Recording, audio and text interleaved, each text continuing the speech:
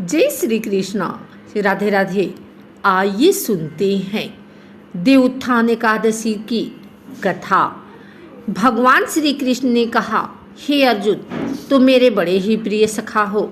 हे पार्थ, अब मैं तुम्हें पापों का नाश करने वाली तथा पुण्य और मुक्ति प्रदान करने वाली प्रबोधिनी एकादशी की कथा सुनाता हूँ।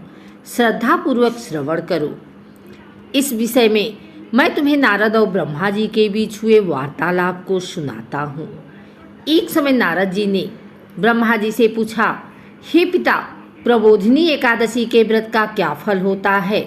आप कृपा करके मुझे यह सब विधान पूर्वक बताएं। ब्रह्मा जी ने कहा, हे पुत्र, कार्तिक माह की शुक्ल पक्ष की प्रबोधिनी एकादशी के व्रत का फल 1,000 अश्वमेध तथा 100 राजसूय यज्ञ के फल के बराबर होता है। नारद जी ने कहा, हे पिता, एक संध्या को भोजन करने से, रात्रि में भोजन करने तथा पूरे दिन उपवास करने से क्या क्या फल मिलता है? कृपा कर सविस्तार समझाइए।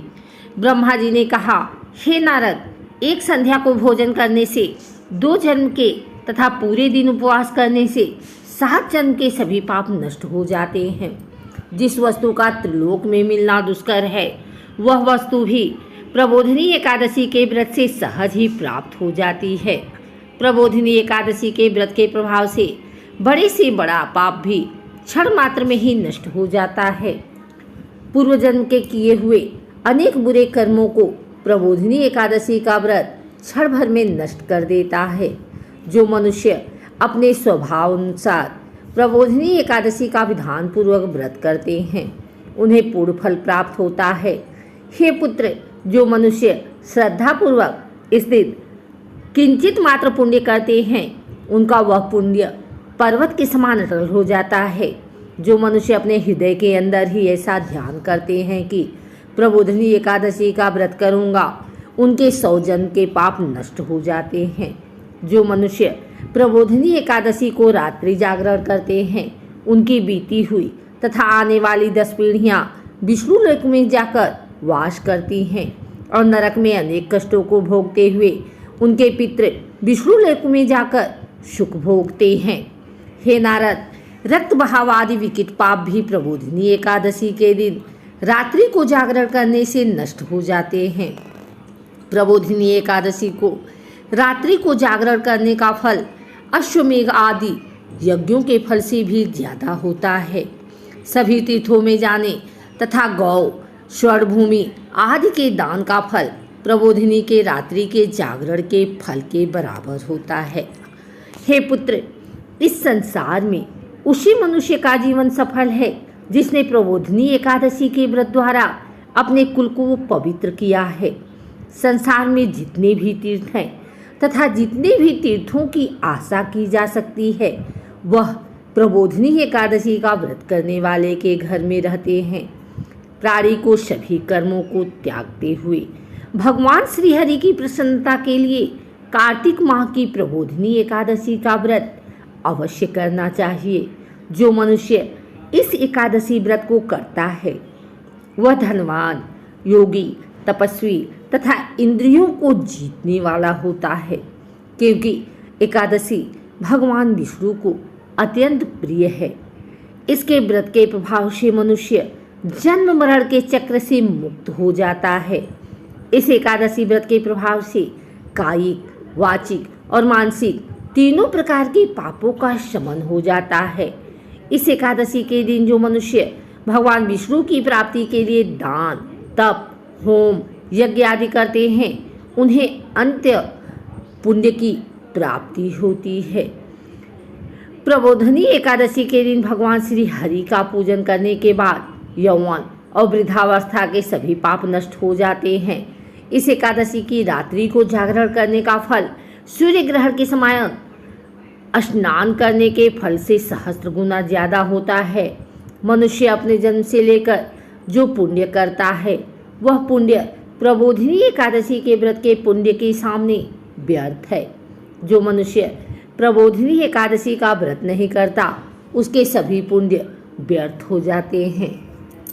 इसलिए हे पुत्र, तुम्हें भी विधान पूर्वक भगवान विष्णु का पूजन करना चाहिए। जो मनुष्य कार्तिक माह के धर्मपरायण होकर अन्य व्यक्तियों का अन्न नहीं खाते, उन्हें चंद्रायण व्रत के फल की प्राप्ति होती है। कार्तिक माह में प्रभुदान आदि से उतने प्रसन्न नहीं होते जितने कि शास्त्रों की कथा सुनने से प्रसन्न होते हैं। कार्तिक माह में जो मनुष्य प्रभु की कथा को थोड़ा बहुत पढ़ते हैं या सुनते हैं, उन्हें 100 गायों के दान के फल की प्राप्ति होती है। ब्रह्मा जी की बात सुनकर नारद जी बोले, हे पिता, अब आप एकादशी के व्रत का विधान कहिए और कैसा व्रत करने से किस पुण्य की प्राप्ति होती है, कृपा कर यह भी समझाइए। नारद की बात सुन ब्रह्मा जी बोले, हे पुत्र, इस एकादशी के दिन मनुष्य को ब्रह्म मुहूर्त में उठकर स्नान आदि से निवृत्त होकर व्रत का संकल्प करना चाहिए। उस समय भगवान विष्णु से प्रार्थना करनी चाहिए कि हे प्रभु, आज मैं निराहार रहूंगा और दूसरे दिन भोजन करूंगा, इसलिए आप मेरी रक्षा करें। इस प्रकार प्रार्थना करके भगवान का पूजन करना चाहिए और व्रत प्रारंभ करना चाहिए। उस रात्रि को भगवान के समीप गायन, नृत्य, बाजे तथा कीर्तन करते हुए रात्रि व्यतीत करनी चाहिए। प्रबोधिनी एकादशी के दिन कृपणता को त्याग कर बहुत से पुष्प, अगर, धूप आदि से भगवान की आराधना करनी चाहिए। शंख के जल से भगवान को अर्घ देना चाहिए। इसका फल तीर्थदान आदि से करोड़ गुना अधिक होता है। जो मनुष्य अगस्त्य पुष्प से भगवान का पूजन करते हैं, उनके सामने इंद्र भी हाथ जोड़ता है। कार्तिक माह में जो बिल्वपत्र से भगवान का पूजन करते हैं, उन्हें अंत में मुक्ति मिलती है। कार्तिक माह में जो मनुष्य तुलसी जी से भगवान का पूजन करता है, उसके 10,000 जन्मों के सभी पाप नष्ट हो जाते हैं। जो मनुष्य इस माह में श्री तुलसी जी के दर्शन करते हैं या स्पर्श करते हैं या ध्यान करते हैं या कीर्तन करते हैं या रोपण करते हैं अथवा सेवा करते हैं, वे 1000 कोटि युग तक भगवान विष्णु के लोक में वास करते हैं। जो मनुष्य तुलसी का पौधा लगाते हैं, उनके कुल में जो पैदा होते हैं, वे प्रलय के अंत तक विष्णु लोक में रहते हैं। जो मनुष्य भगवान का कदम पुष्प से पूजन करते हैं, वह यमराज के कष्टों को नहीं पाते। सभी कामनाओं को पूरा करने वाला भगवान विष्णु कदम पुष्प को देखकर अत्यंत प्रसन्न होते हैं। यदि उनका कदम पुष्प से पूजन किया जाए तो इससे उत्तम बात और कोई नहीं है।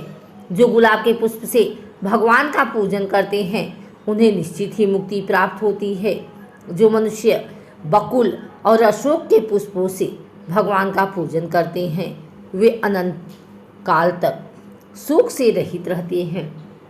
जो मनुष्य भगवान विष्णु का सफ़ेद और लाल कनेर के फूलों से पूजन करते हैं, जो मनुष्य भगवान श्री हरि को प्रसन्न करते हैं, दुर्वादल ले पूजन करते हैं, वे पूजा के फल से 100 गुना ज़्यादा फल पाते हैं।